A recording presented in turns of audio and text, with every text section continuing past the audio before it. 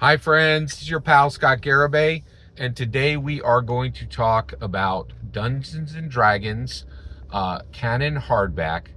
It was released in November of 2015, and it is the Sword Coast Adventures Guide, which was created by Green Ronin for Wizards of the Coast. And what I want to talk about today is its legacy. What is its legacy within the milieu of Dungeons and Dragons Canon hardbacks and within the milieu of Dungeons and Dragons 5th edition um, Canon hardbacks? So, actually, I think so. It is a D&D 5e canon hardback, and I think all of the Dungeons and Dragons 5e canon hardbacks really do very well against D&D canon hardbacks of every other edition before. There are not that many. Draconomicon from 3e, highly beloved, right?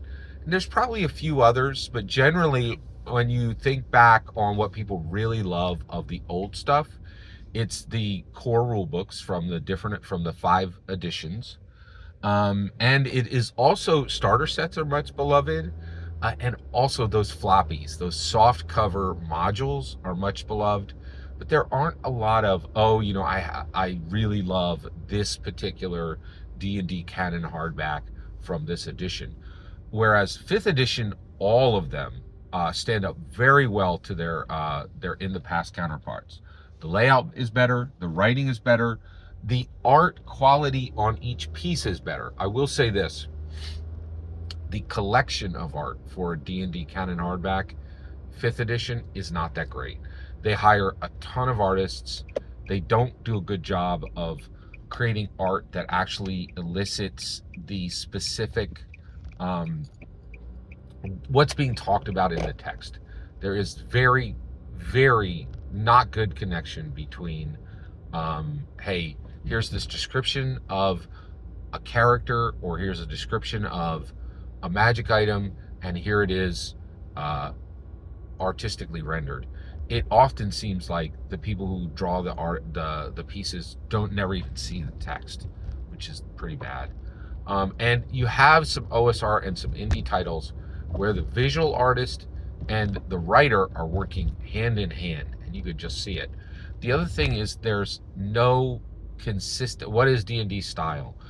In 5th edition, it was in 3rd edition, it was Wayne Reynolds. He dominated the scene for Dungeons and Dragons, and I think there was even a part where they were like, "Hey, this guy Wayne Reynolds, I don't care what your style is, I want to see something like this," right? And I think there was more cohesion. Whereas now, the art gets D&D in trouble quite a bit. So the cohesiveness of the art collection and the marrying of the writing and the art piece itself, the visual art itself, not great. And it's not just this book; it's all 5th edition books. So, so this book is it is a 5th edition book. All of the 5th edition books stand very well against every other D&D canon hardback of every edition because of what they are: 256 pages long, standardized size, and full color, right? And good layout, right? Whereas that really was not the case in previous editions. I think we can go back all the way. I think on 4th edition we started to get full color on every page.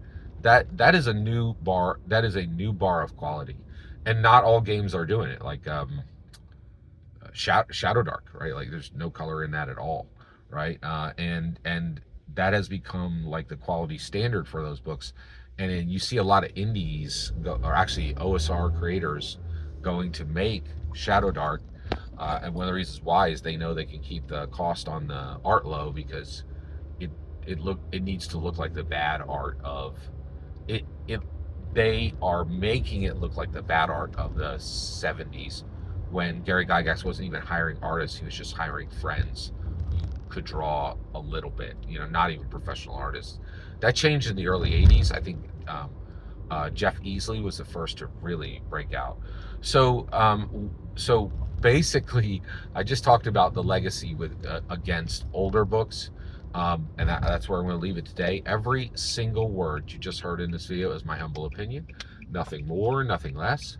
The important part is when I get to hear your humble opinion, when you get in the comments and send your traffic. Please consider like subscribing and have a fetch millennium.